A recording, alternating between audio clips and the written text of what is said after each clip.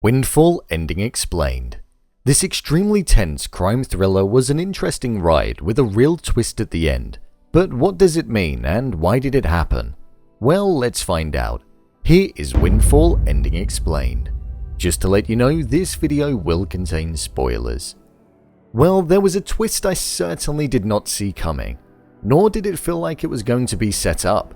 The final 10 minutes of the movie was close to bringing some closure. Nobody was going to walk out with the bag full of money, and the wife and CEO were going to be able to get rid of the burglar and be left in a position where they needed to sort the situation out with the gardener. However, as nobody was about to leave after revealing to the CEO that his wife was on birth control pills, she managed to escape being tied up by using the broken shard of glass from the door to untie herself.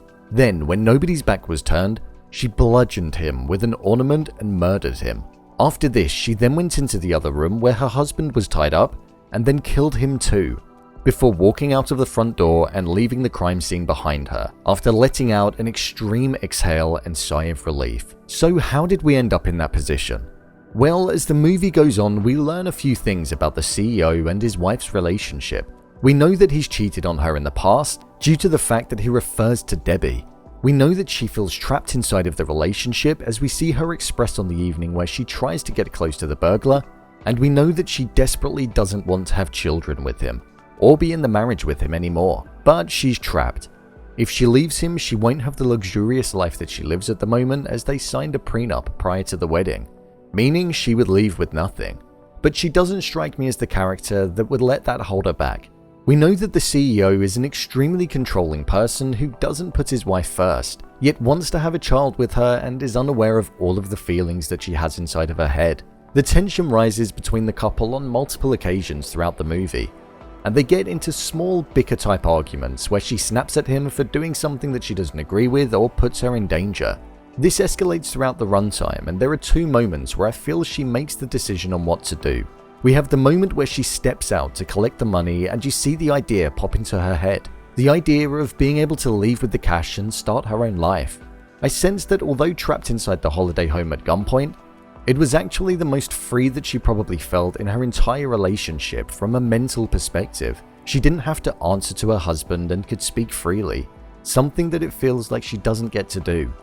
And then the second moment was where she went to tell nobody about her tattoo on her foot that he asked about earlier. She informed him that it was a rose and that she actually liked it and didn't want to get it removed, insinuating that the only reason she's having it removed is because of her husband. Nobody responded with, "I don't care." And I feel if he had have responded in a kinder way, then she would likely not have gone on to do what she did.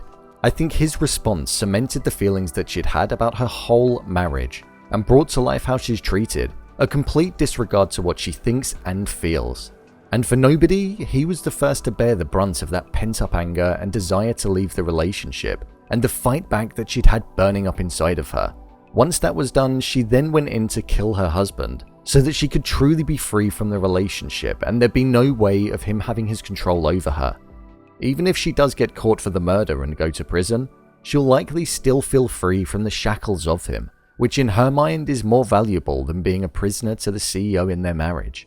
The movie took a drastic turn, and I wouldn't have expected that ending, especially when you think how they went through the entire hostage situation and it was only at the end when she managed to do that. But I think that was the point.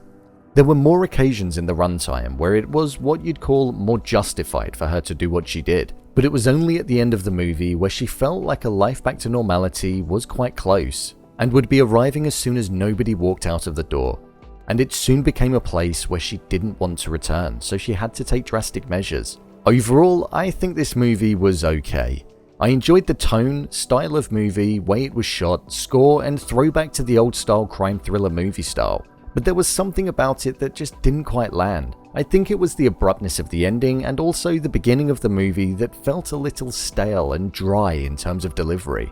There were definite improvements that could have been made, but I wouldn't deem it worthy of a waste of a watch.